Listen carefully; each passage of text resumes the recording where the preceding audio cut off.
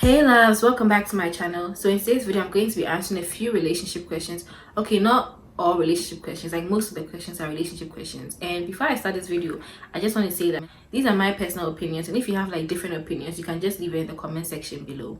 Alright guys, so with that being said, let's just get right into this video. Okay, so the first question says, do you think it's appropriate to keep your last name when you get married? For this question, I'll say I don't think there's anything wrong with like keeping your last name when you get married, because I know like now some people for some reason decide to keep their last names. For example, if let's say I'm Jazmine Sam and I marry an Akrufi, my name will become Jazmine Sam Akrufi. Some people make it hyphenated, and some people would choose to make Sam hyphen Akrufi or Jazmine Sam Akrufi. So I'll still be addressed as Mrs. Akrufi.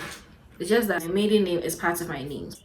Okay, so I hope that answers your question. All right, so the next person says, hi Jazmine. Hi, is it bad to have a best friend of the opposite sex? So with this question, the person didn't really specify if you're having the best friend of the opposite sex while you're in a relationship or not. So I'm just assuming it's like having a best friend of the opposite sex in general.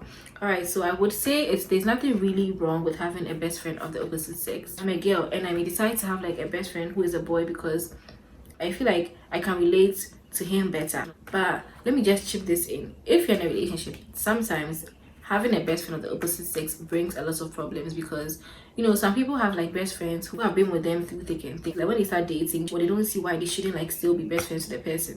So even if you want to have like a best friend of the opposite sex when you're in a relationship, I think there should be like a fine line. Like there should be some boundaries, you know, to prevent like any problem. Right, so the next person says, is it okay for a girl to initiate the first date after talking to a boy for a while? Okay, so with this, you're talking to a boy, you've been talking to a boy for some time, and you want to go on a date with him, and he's probably not asking you. That's why you want to initiate the first date.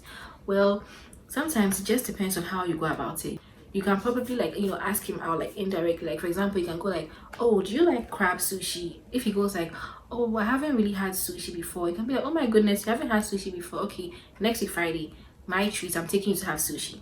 You landed yourself a date without going directly or without being so forward. Me personally, I wouldn't initiate a first date with a boy, not because I'm stuck up or I'm too or anything, but I'm just like a shy person generally, and so I wouldn't even now initiate a date in the first place.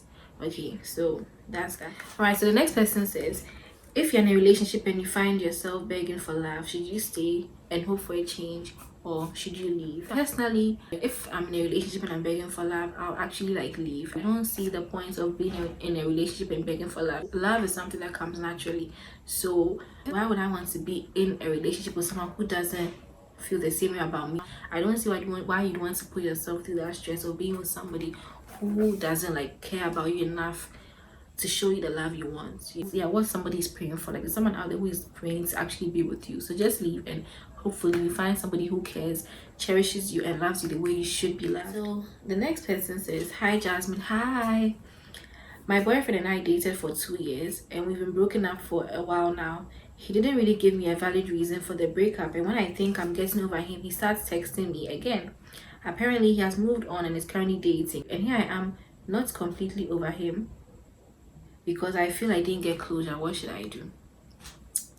Okay, with this question, first of all, if your boyfriend of 2 years breaks up with you and doesn't give you a valid reason for the breakup, honestly, if you respected me enough, you'd have given me, it's okay to break up with me because I can't force you to be with me if you don't like love me enough to be with me. So it's okay to break up with me, but then you guys have dated for like 2 years, so what stops you from telling me like, you guys dated for 2 years? If you respect me enough, or if you respected the 2 years we shared together, you would give me a valid reason for the breakup. Like, okay, if let's say it's so difficult, for example, let's say he thinks you're not wife material, and it's so painful to tell you that it's so painful to tell you that I think you're not wife material, the best thing is to give you like another reason, or like, you know, say something. Don't just leave and not give me a valid reason for leaving. You know, tell me like what the problem was. If it's something you can fix, fine. If you can't fix it, we all go our separate ways. And also, you know, sometimes we use closure as an excuse to like not move on. Like sometimes you don't want to move on from a situation that you know is bad, and you go like, oh, I didn't get the closure I need, or let me text him again to get the closure I need.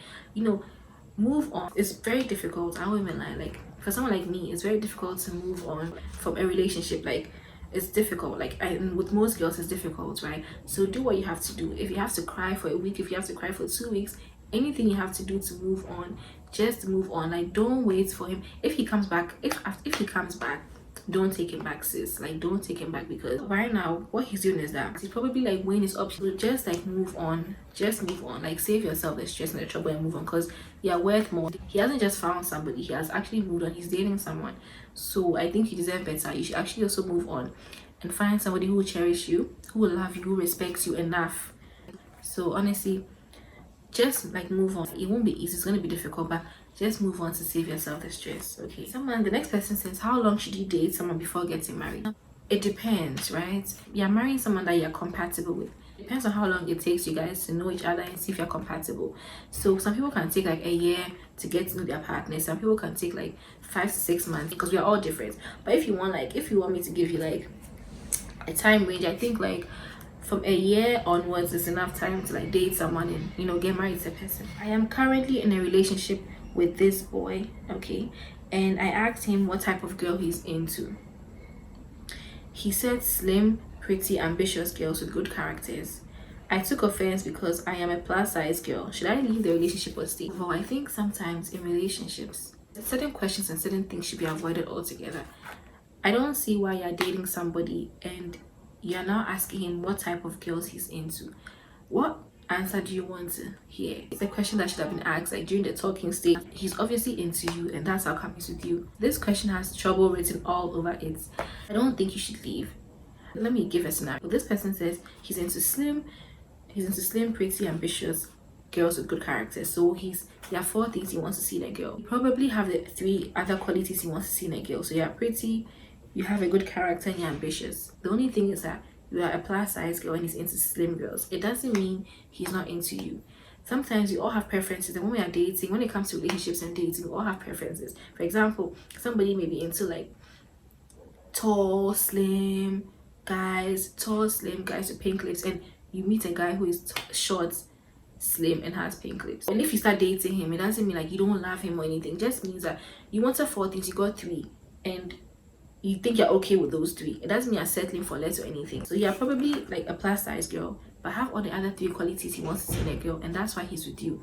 Sometimes let's not create problems for ourselves in relationships, because now you asking this and he telling you what he told you, you're going to be insecure in the relationship, right? And this is not like a big deal. This is not something you should hold on to, right? Relationships are hard work, trust me, and there are other bigger problems that will come your way. So slim girl, big girl is not really something that should make you leave your boyfriend. There are other things like cheating, other deep things that happen. Because I know sometimes we girls, when we are there and like, you know, everything is peaceful, I don't know that you want to start a fight or something, but you just ask questions that, you know, will bring problems. Let's try and stay away from all those things. It's not necessary to ask your boyfriend who is dating you what type of girls he's into. He's obviously into you, and that's why he's with you.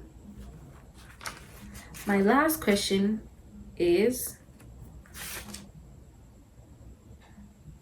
a few moments later.